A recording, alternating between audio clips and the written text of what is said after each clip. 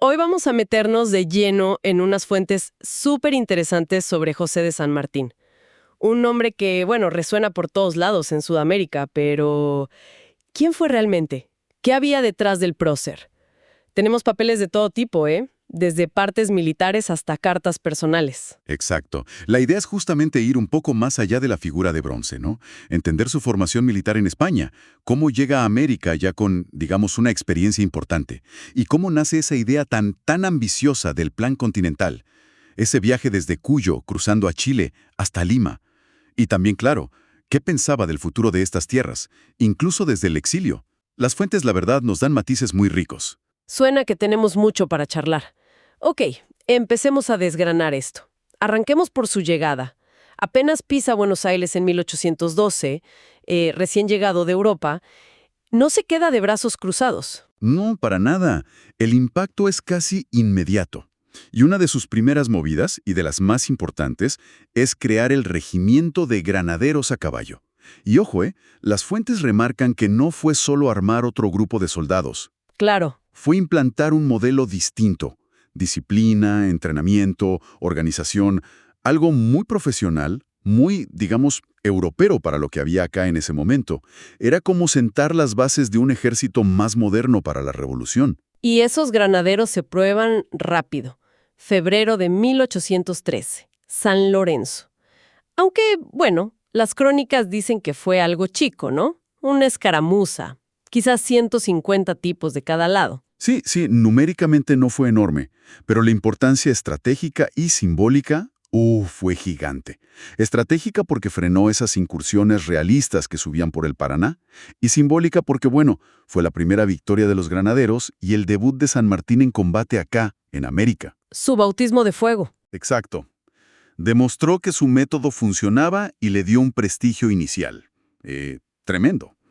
Y de ahí nace también, claro, toda la historia del sargento Cabral, la marcha de San Lorenzo, todo eso. Un momento fundacional, podríamos decir. Y después de eso, y de un paso breve por el Ejército del Norte, lo vemos como gobernador intendente de Cuyo, un puesto que parece al principio no le convencía mucho. Es interesante eso, sí. Su correspondencia, por ejemplo, muestra que él renuncia al cargo inicialmente. Pero parece que hubo mucha presión de la gente de Cuyo y del gobierno en Buenos Aires y, bueno, tuvo que seguir. Y es ahí, en Cuyo, un poco alejado del centro político de Buenos Aires, donde termina de darle forma a su gran idea estratégica, el Plan Continental. Acá es donde la cosa se pone buena. Él se da cuenta de que la independencia no va a estar segura mientras los realistas sigan fuertes en Chile, y sobre todo en el Virreinato del Perú. Pero en vez de seguir insistiendo por el Alto Perú, que ya había traído varios dolores de cabeza, Propone algo totalmente diferente. Cruzar los Andes. Hay que ponerse en ese momento, ¿eh? Las campañas por el norte, por el Alto Perú, habían fracasado una y otra vez. San Martín mira eso, analiza y dice, el verdadero poder español, el núcleo duro desde donde pueden apagar cualquier chispa independentista, es Lima. la capital del virreinato. Exacto. Y la forma más viable de llegar ahí, según él, no era por el norte, sino liberando Chile primero. Que hoy nos parece como lógico, ¿no? Pero en ese momento, Cruzar la cordillera con un ejército entero debió sonar a una locura. Era una empresa, mira, logística y militarmente no tenía precedentes acá. Lo fascinante que muestran las fuentes es cómo San Martín no solo arma el plan militar, sino cómo lo tiene que vender. Convencer a Buenos Aires, que muchas veces dudaba y no tenía muchos recursos. Su capacidad para organizar y persuadir fue tan clave como su genio militar. y finalmente le dan luz verde. Sí, el director supremo Pueyrredón lo aprueba poquito después de la Declaración de Independencia en Tucumán, en 1816. El objetivo estaba claro, asegurar nuestra independencia sí, pero asegurándola de toda la región. Una visión continental. Y entonces Cuyo se transforma. Pasa a ser la base de operaciones para esa locura organizada, el Ejército de los Andes. Las fuentes pintan eso como un esfuerzo tremendo, no solo militar. Totalmente. Los documentos de la época, los informes, las cartas, te muestran a Cuyo como un campamento gigante, un taller enorme. No era solo juntar soldados. Había que hacer de todo. Uniformes, cerraduras, pólvora, conseguir miles y miles de mulas, claves para la montaña. Comida. preparar los cañones para poder cruzarlos. Todo un pueblo movilizado. Es que involucró a todos, desde la gente con más recursos hasta los artesanos, los campesinos. Es un ejemplo increíble de liderazgo y de cómo una comunidad se pone al servicio de un objetivo tan grande. Bueno, superan el cruce, que ya es una epopeya en sí misma, vienen las victorias en Chile, Chacabuco, Maipú, se asegura la independencia chilena. Pero como decías, él miraba más allá. Correcto. Chile era un paso fundamental, sí, pero no el destino final. Una vez que se consolida la independencia allá, y con el apoyo clave del gobierno de O'Higgins, organiza la Expedición Libertadora del Perú. Y esta vez es una fuerza combinada, argentinos y chilenos. Ahí se ve clarito lo continental del plan. La flota sale de Valparaíso en agosto de 1820. Desembarcan en Paracas, Perú, en septiembre. Me imagino la tensión, ¿no? La expectativa. Era llevar la guerra al corazón mismo del poder español en Sudamérica. Y la campaña en Perú es compleja, ¿eh? Las fuentes muestran que San Martín no solo usa la fuerza militar. Hay mucha actividad política, mucha propaganda. Busca debilitar a los realistas desde adentro, ganar el apoyo de los criollos peruanos que, bueno, muchos no estaban del todo convencidos con la independencia. No fue solo llegar y pelear. No, para nada. Fue también una operación para, digamos, cambiar la cabeza de la gente, las lealtades. Y todo eso lleva a la entrada en Lima y a la proclamación de la independencia del Perú el 28 de julio de 1821. Un momento que todos tenemos en la cabeza, ¿no? La imagen de la plaza. Un hito total. Lo nombran protector del Perú.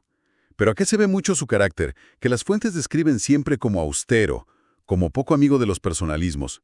Ese mismo día de la proclamación, después de la ceremonia en la Plaza Mayor, él, digamos, se retira discretamente.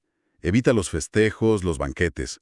Su cabeza estaba en la tarea cumplida, no en la gloria personal. Y después de Perú, bueno, viene el famoso encuentro en Guayaquil, con Bolívar, el otro gigante de la independencia, y San Martín decide dar un paso al costado.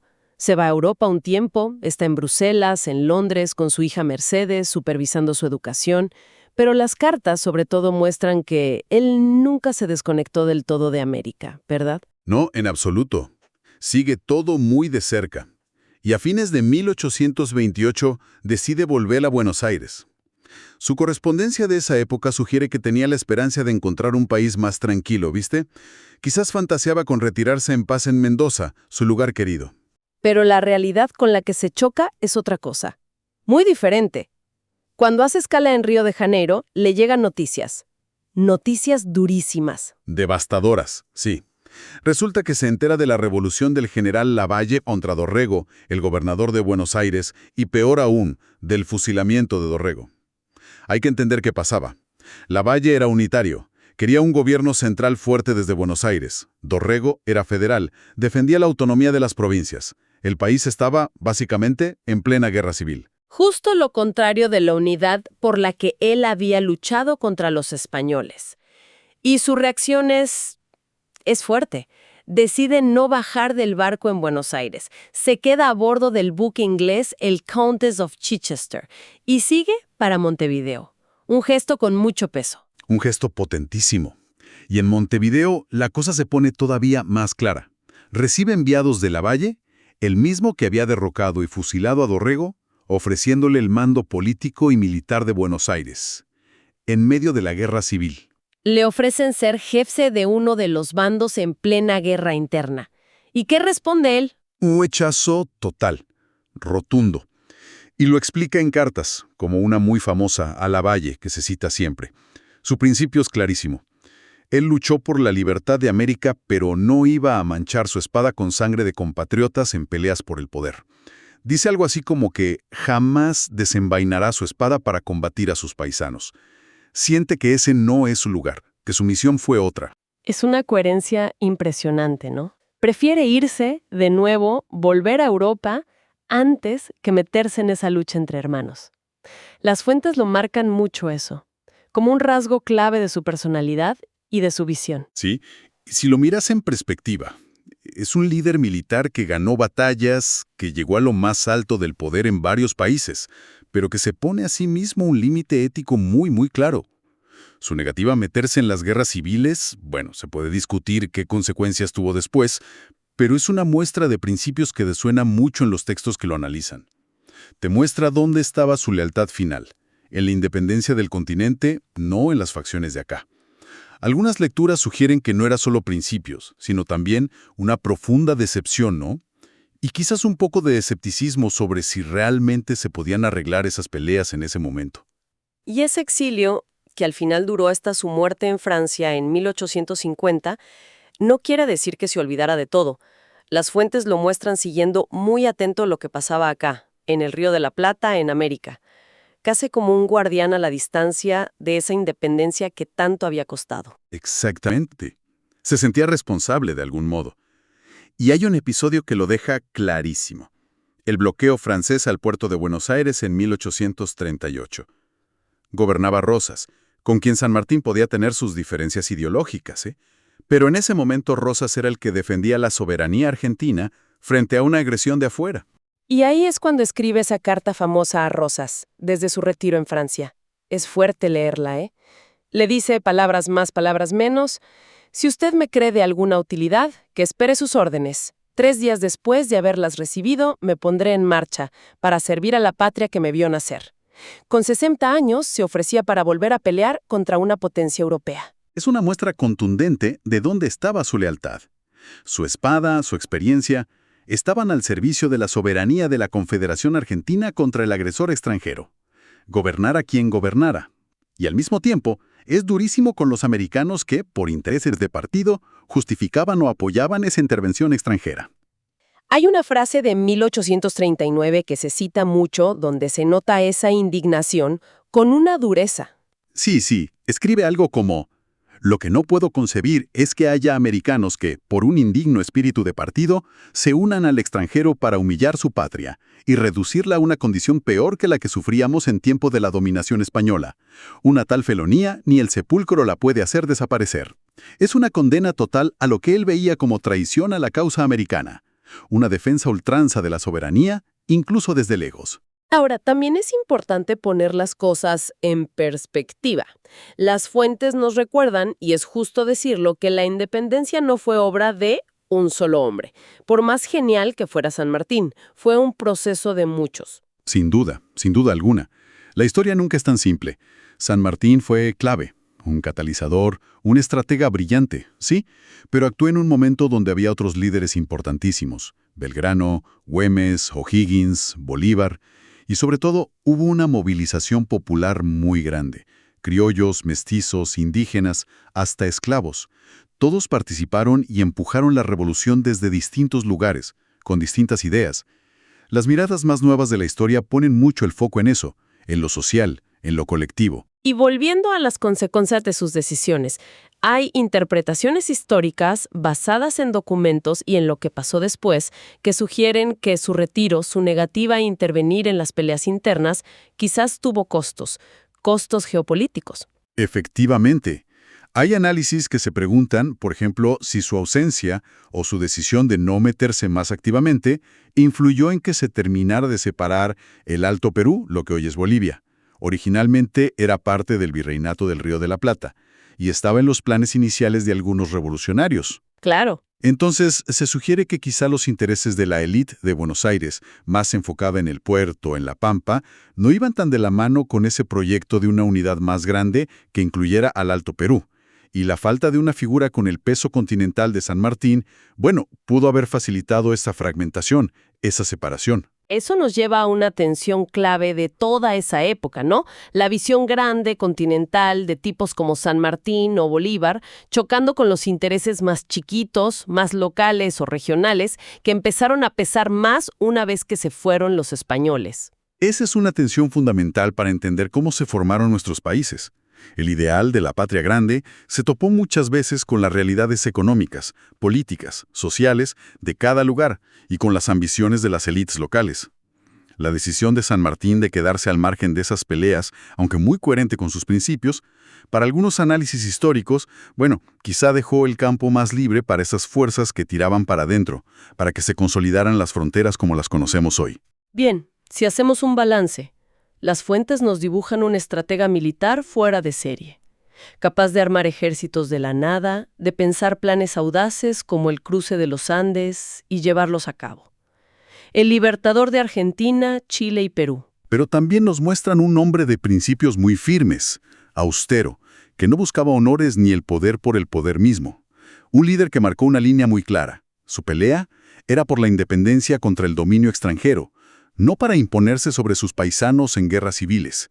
Prefirió irse antes que traicionar eso. Un líder con una visión continental muy clara, que entendió que la suerte de un país estaba atada a la de sus vecinos, y que defendió la soberanía de esas nuevas naciones hasta el final, ofreciendo su espada contra la agresión de afuera, pero nunca para la pelea interna. Su recorrido, visto a través de las fuentes, nos hace pensar mucho sobre qué es el liderazgo, sobre la ética en la política y sobre lo difícil que fue construir naciones soberanas sobre las ruinas de un imperio. Su legado no está solo en las batallas que ganó, sino también en sus renuncias y en la coherencia de sus decisiones, por más que podamos debatir sus consecuencias. Y nos queda picando una pregunta, ¿no? Para seguir pensándola después. ¿Qué hubiese pasado si San Martín decidía quedarse? Si intervenía en esas guerras civiles que partieron a las Provincias Unidas después de la independencia. ¿Podría su figura, su prestigio, haber cambiado el rumbo de esos conflictos? ¿O simplemente se hubiera sumado a ese remolino de facciones? Es la pregunta del millón, ¿no? Contrafáctica, claro, pero potente. Nos pone de frente al dilema entre la coherencia personal de un líder y el impacto que puede tener su ausencia en momentos clave. ¿Cómo se balancea esa visión unificadora de los grandes proyectos con las fuerzas locales, los intereses particulares que siempre surgen cuando se arma un nuevo orden? Es una tensión que, de distintas formas, sigue ahí, en la historia de nuestros países. Una reflexión profunda para cerrar esta exploración sobre José de San Martín.